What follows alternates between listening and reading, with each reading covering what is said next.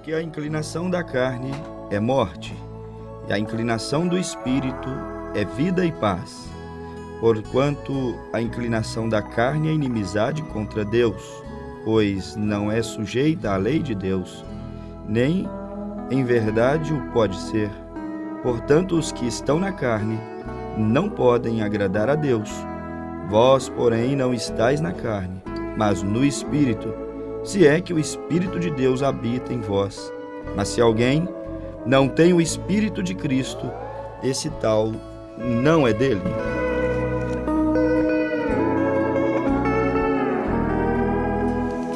Estamos saudando a todos os nossos ouvintes em o nome do Senhor e Salvador Jesus Cristo, desejando que os nossos ouvintes possam ouvir a voz de Deus, a voz do Espírito Santo, neste programa de hoje, quando estamos meditando um pouco sobre como agradar a Deus. Isto tiramos do livro de Romanos, capítulo de número 8, versículo 8 especialmente, esta linha de pensamento. Como agradar a Deus? Tenho eu agradado ao Senhor? É uma pergunta. Normalmente, nós homens aqui nessa terra somos assim. Desejamos sempre agradar uns aos outros, especialmente quando nós amamos, quando admiramos, quando nós respeitamos, desenvolvemos bons sentimentos uns para com os outros. É normal que haja aquele bom sentimento, aquele bom desejo de agradar uns aos outros. Nós, quando amamos, quando respeitamos, é como marido e mulher, a esposa que ama, que respeita, que aprecia, que admira aquele bom marido, é óbvio que ela estará sempre querendo agradar. E vice-versa, o esposo da mesma maneira estará sempre desejoso de agradar aquela esposa porque ele a ama. Os filhos, quando amam, apreciam, respeitam, quando valorizam os seus pais, eles estarão também sempre desejando agradar. E há muitas maneiras daquele marido agradar a mulher. Não é necessário que citemos exemplos. Há muitas maneiras daquela esposa agradar o esposo, daqueles filhos agradarem os seus pais, os pais aos filhos. E assim, de uma maneira generalizada, a quem amamos, a quem nós respeitamos, a quem nós apreciamos. Esse é o nosso relacionamento humano aqui. O patrão sempre desejará agradar aquele funcionário, aquele trabalhador que ele aprecia, que ele admira. E o funcionário também, por sua vez, desejará agradar aquele patrão que valoriza o seu trabalho, que é direito, honesto consigo. Ele será agradecido por aquela fonte a qual Deus proveu para que dali ele pudesse tirar o seu sustento. Apreciamos, respeitamos, amamos, por isso queremos agradar de uma maneira ou de outra uns aos outros. Mas eu estou pensando aqui sobre Deus. Temos nós apreciado? Temos nós respeitado? Temos nós amado a Deus de tal maneira, a ponto, meus amados ouvintes, de desejarmos agradá-lo? De desejarmos vê-lo satisfeito conosco, com nossas atitudes, os nossos atos? É sobre isto que eu gostaria de falar um pouquinho aqui, sobre essa pequena pergunta que me veio aqui em meu coração. Você deseja agradar a Deus? Você tem agradado a Deus? Se você não tem, deseja você agradar a Deus? Hoje em dia, O mundo religioso tem se preocupado em agradar a Deus. Todos falam em fazer a vontade de Deus. Todos falam em agradar a Deus. O mundo religioso às vezes se preocupa em agradar a Deus. Aquele homem, aquela pessoa que tem um princípio religioso. Porém, muitas das vezes queremos agradá-lo de maneira errada. Muitas vezes queremos agradar a Deus, mas apenas fazendo boas obras, caridade, o que é bom, é humano, é até chamado de boa religião, este fato de ser caridoso, mas eu estou falando sobre agradar ao Senhor. Eu estou falando sobre satisfazê-lo, sobre obedecer, cumprir a sua vontade. Nada deixará o pai mais satisfeito do que ver o filho fazendo aquilo que ele pediu, aquilo que ele gostaria, aquele anseio. E muitas vezes nós homens erramos o alvo. Nós achamos que vamos agradar a Deus apenas fazendo caridade e isso é o suficiente para me colocar no reino dos céus. E isso é antibíblico. Leia Atos capítulo 10, versículo 1 até os últimos versos, ao 47.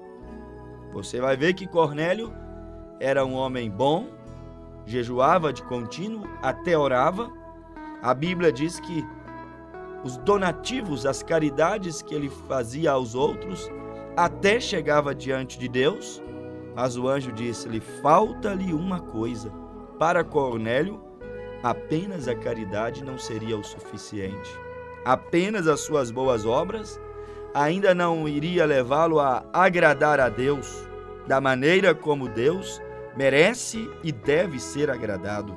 Não tem coisa que agrade tanto a Deus como ver um homem aceitando sua palavra, arrependendo dos seus pecados, se posicionando segundo diz as Escrituras, porque o Senhor Jesus disse: aquele que crer em mim, como diz as Escrituras, rios de água viva fluirão do interior do seu ventre.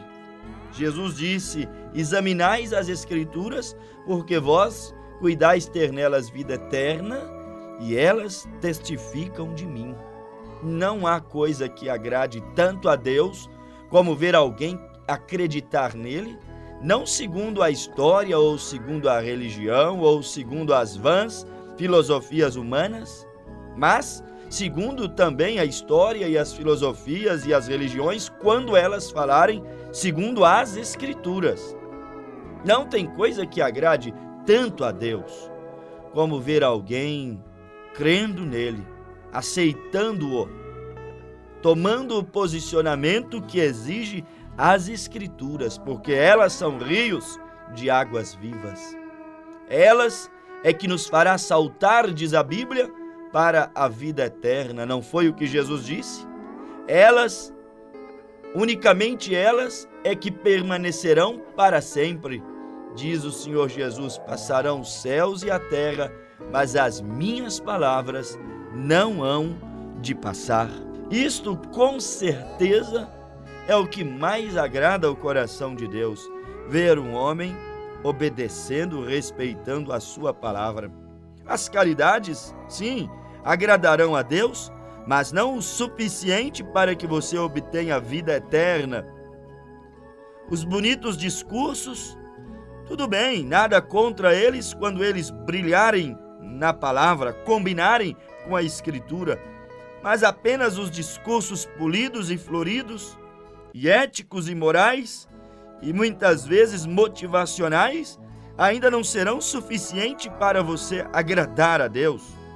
As lindas e esplêndidas igrejas, nada contra a beleza, a suntuosidade dos templos, mas apenas isso também não servirá para agradar a Deus. Se servisse, Deus teria se agradado do altar de Caim, não de Abel, porque o de Abel era bonito, era mais belo, não tinha um cordeiro balino de dor e o sangue sendo esguinchado sobre o altar.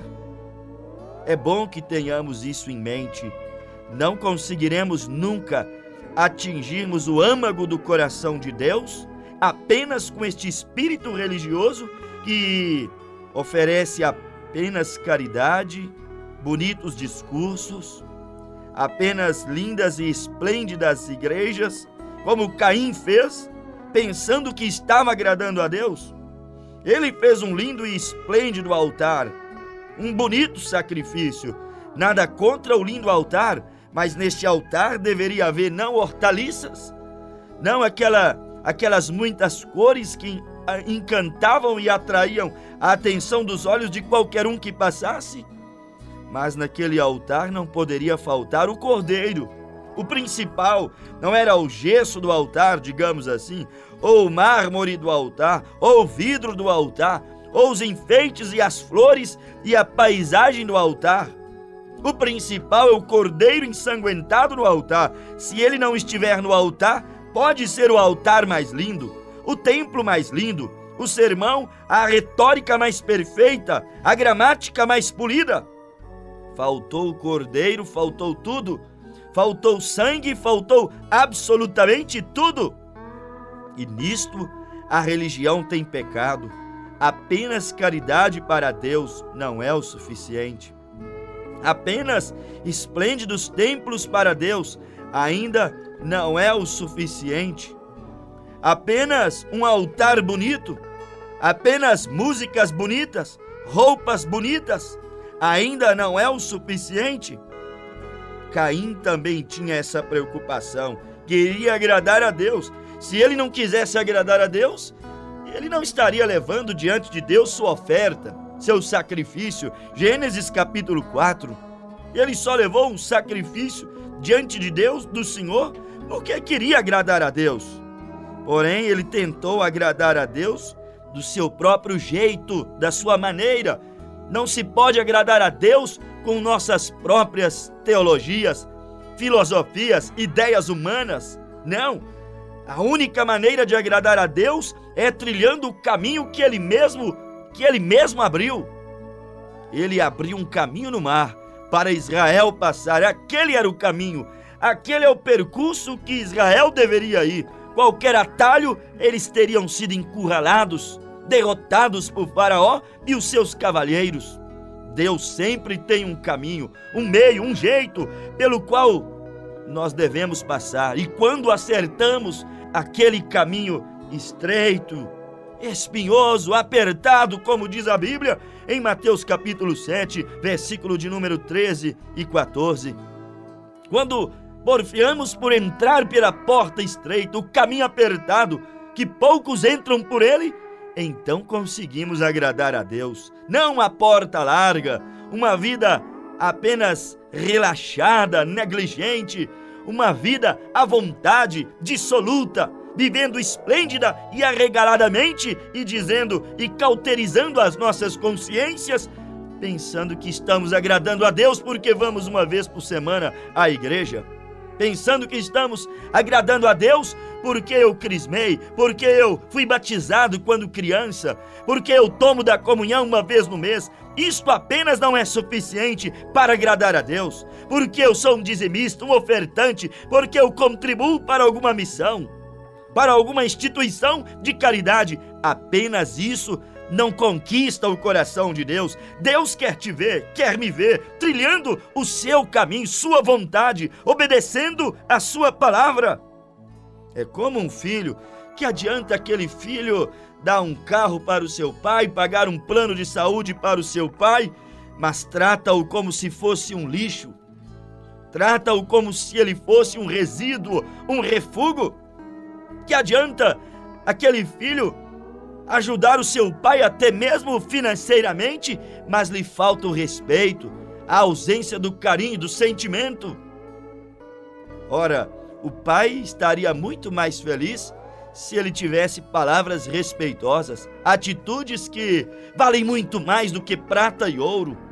Às vezes o simples gesto de senhor papai, senhora mamãe, bênção papai, bênção mamãe, coisas que estão em desuso em muitas famílias e há muitos e muitos anos, coisas consideradas obsoletas, vergonhosas, ultrapassadas, para uma sociedade que, em uma velocidade incalculável, está caminhando para o abismo, para a perdição.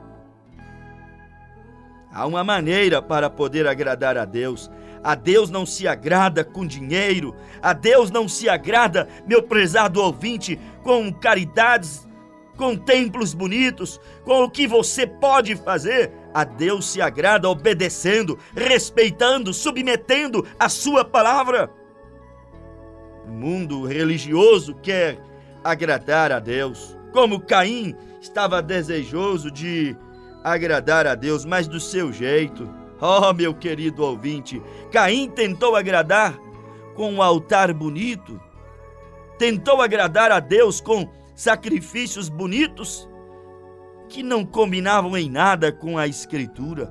O mundo religioso também está tentando agradar a Deus assim.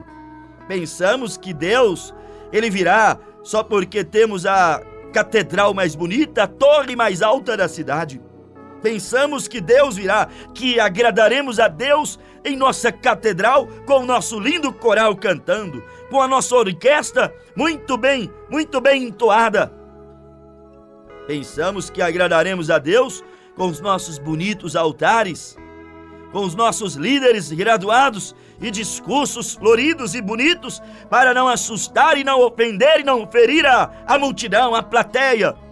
Eles precisam sair com o ego amassageado e não pode ouvir uma palavra que contrarie suas vontades. Saiba que a palavra de Deus, ela sempre contrariou a vontade dos homens, sempre contrariou a ideia do ser humano.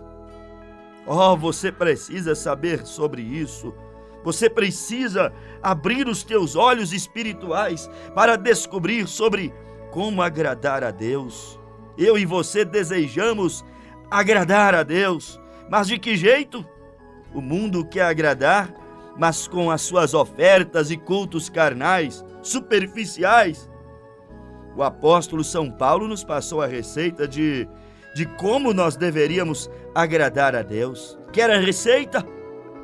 Como um filho, às vezes, quer agradar o papai e apenas um cartão no Dia das Mães, ou por mais caro que seja o presente em uma data comemorativa, não é o suficiente? Atitudes, comportamentos, condutas, essas coisas fazem a diferença. Paulo nos passou a receita, não apenas um cartãozinho para Deus, não apenas uma ofertinha para Deus, não apenas o teu dízimo para Deus, não apenas a tua ida na igreja uma vez ou 5 vezes ou 1000 vezes por semana ou por mês, seja quantas for. Paulo nos passou a receita sobre como agradar a Deus. Agradamos a Deus respeitando a sua palavra. Agradamos a Deus crucificando, como disse o apóstolo São Paulo, a nossa carne. Ele disse: já estou crucificado com Cristo, e a vida que vivo na carne, não vivo mais eu, mas Cristo vive em mim. Esta é a melhor maneira, este é o melhor método para quem deseja agradar a Deus, crucificar sua carne, seu ego, suas vaidades, seus prazeres passageiros. Esta é a melhor maneira para poder agradar a Deus. É você não vivendo na carne, porque Paulo disse que os que estão na carne, quando diz na carne, é dando vazão a ela. Quando diz na carne, é alimentando a sua vaidade. Paulo diz que aqueles que estão na carne não podem agradar a Deus. Você, para agradar a Deus, não adianta apenas cantar bonito, apenas pregar bonito, ter lindas igrejas, volto a repetir. Mas é você entrando no Espírito, porque os que estão na carne, estar na carne é viver no pecado. Por que não dizer, estar na carne é viver nas prostituições, é viver na desonestidade, é estar no adultério. Viver na carne é viver na infidelidade conjugal, é viver uma vida regada de vícios, é viver uma vida aonde você deixa constantemente escapar a pressão nos seus vícios, na sua vida manchada pelo pecado, porque o pecado mancha, o pecado obscurece a vida de uma pessoa e não há nada que possa limpar a mancha que o pecado causa. Não, absolutamente nada. O pecado, caridades não pode remover essa mancha.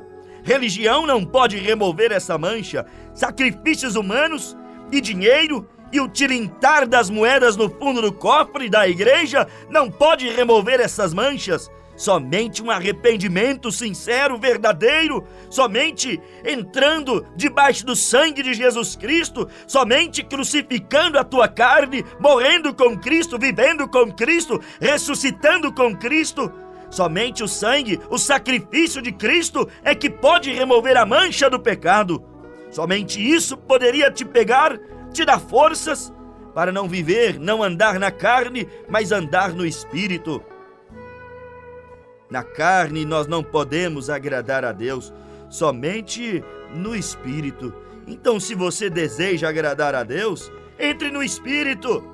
Que Espírito, pregador? No Espírito Santo, no Espírito da Bíblia, no Espírito dos ensinamentos de Jesus, dos seus apóstolos, dos seus profetas. Onde chamaram a arrepender, arrependa-te.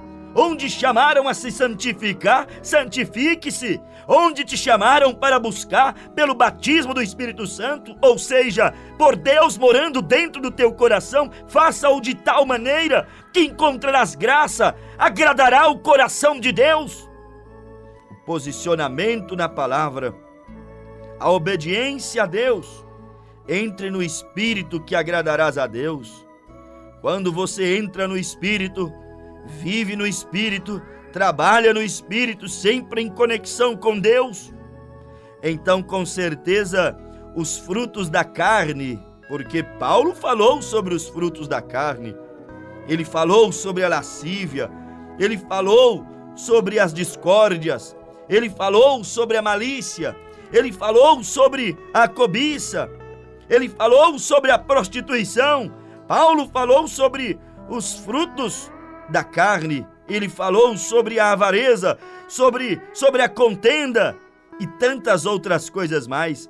Quando entramos no Espírito, os frutos da carne começam a murchar, os frutos da natureza da carne começam a morrer, e aquilo que você hoje geme para poder vencer, facilmente você começa a superar.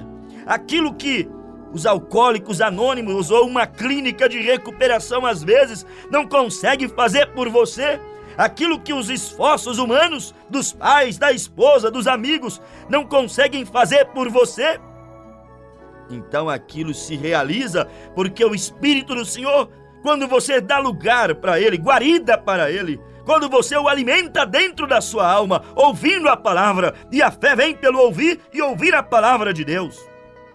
Quando você faz isto, meu prezado ouvinte, então você vence. Entre no Espírito, porque quando você entrar no Espírito, você vai ter certeza de que está agradando a Deus. Entre no Espírito, ande no Espírito, viva no Espírito. Eu sou um pregador, não pregue tecnicamente apenas. Entre no Espírito do Senhor, na presença do Senhor, seja tocado por Ele e deixe o fogo dele te inflamar. Eu canto, cante no Espírito. Eu oro, ore no Espírito. Eu faço as minhas caridades, eu dou as minhas esmolas, eu ofereço os meus dízimos e as minhas ofertas, tudo isso no Espírito, não por um ritualismo, uma liturgia religiosa, mas no Espírito da palavra. Do contrário, teremos uma tremenda decepção na linha final, no dia final. Faça tudo no Espírito, como fez aquele apóstolo do amor, João, que foi no livro de Apocalipse, capítulo 1, verso 9 e 10, para estar desolado de tudo e todos. Foi privado de uma vida cômoda, saudável. Foi separado do convívio da família e da igreja. Foi condenado injustamente só por amor à palavra. Mas João disse assim: eu, João, que também sou vosso irmão e companheiro nas aflições e no reino e paciência de Jesus Cristo, estava na ilha chamada Patmos por causa da palavra de Deus. Olhe, João foi preso por causa da palavra de Deus, não porque sonegou impostos. João foi preso por causa da palavra de Deus, não porque desviou dinheiro, não porque era um ladrão, não porque era um pedófilo, porque muitas vezes os homens caem em pedofilias e roubos e corrupção e tantas coisas sujas e logo dizem: o diabo se levantou contra mim e está me perseguindo. Não é o diabo, é a tua má conduta, tua falta de pudor, de honestidade, de seriedade com as coisas. João estava preso não porque era um pedófilo, um adúltero, um ladrão, um roubador, um criminoso. Não porque ele agredia sua família, porque ele era um espancador de mulher, de filhos, um desrespeitador. Não, João estava preso por amor à palavra. E ele disse que quando ele estava preso por amor à palavra, Apocalipse 1, versículo 10, eu fui arrebatado em espírito no dia do Senhor. E eu, João, quando estava sem saída, sem recursos, talvez esteja alguém me ouvindo aí nessa condição, sem saída, sem recursos. João disse que naquela condição tão deplorável, de tanta dor e sofrimento, ele foi arrebatado em espírito. Se você viver no espírito, na presença de Deus, não há situação sem saída. Não há impossível. Mateus capítulo 19, versículo 26. Aos homens isto pode parecer impossível, mas a Deus todas as coisas são possíveis. João entrou em espírito, e quando ele entrou em espírito, Apocalipse 1, versículo 17, ele disse que ele viu a Jesus glorificado, ele viu a resposta, ele viu a saída, ele viu o renovo, ele viu a esperança, ele viu aquele, o Consolador, o companheiro amigo, que não nos abandona em hora alguma. Aqui nesse mundo, você pode ser abandonado por muito pouco. Uma mulher pode ser trocada por muito pouco, às vezes por uma mulher vulgar, que não vale absolutamente nada, uma destruidora de lares e de famílias. Este homem às vezes pode te trocar por nada e depois chorará amargamente pelo seu erro horrível. Você pode ser trocado por coisas fúteis, banais, que não valem absolutamente nada. Mas saiba que Jesus não te vende, Jesus não te troca, Ele te comprou com alto preço de sangue na cruz do Calvário, e Ele não te abandonará. João, na pior das suas situações, João, na pior fase da sua vida, sabe quem ele viu? Ele não viu seus irmãos, ele não viu a igreja, ele não viu nenhum ajudador, ele não viu o governo ao seu lado, mas ele viu a Jesus. Ele olhou no Espírito e o viu com os olhos como chama de fogo, o viu como os pés latão reluzente. Ele olhou para Jesus e o viu com aquele cinturão, diz a Bíblia, ao redor dos seus lombos, do seu corpo. Ele olhou para Jesus e ele temeu, e ele caiu aos seus pés como um morto. Foi aí que aquela voz falou: não temas, João, eu sou o primeiro e o último. Estive morto na verdade, mas eis que estou vivo para sempre.